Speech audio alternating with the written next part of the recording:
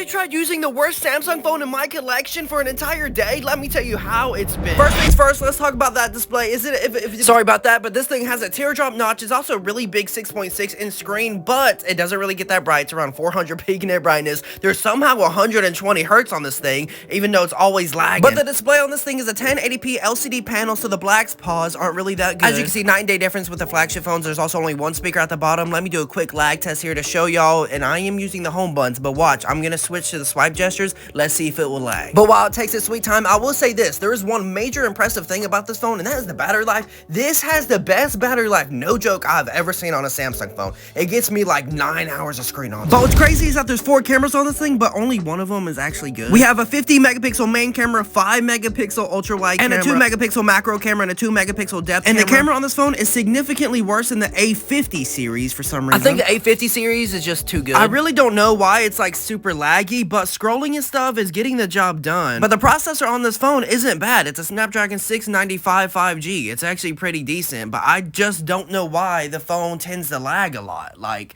it's not the processor. It might just be Samsung slowing this phone down. I don't know. I give it a 4 out of 10.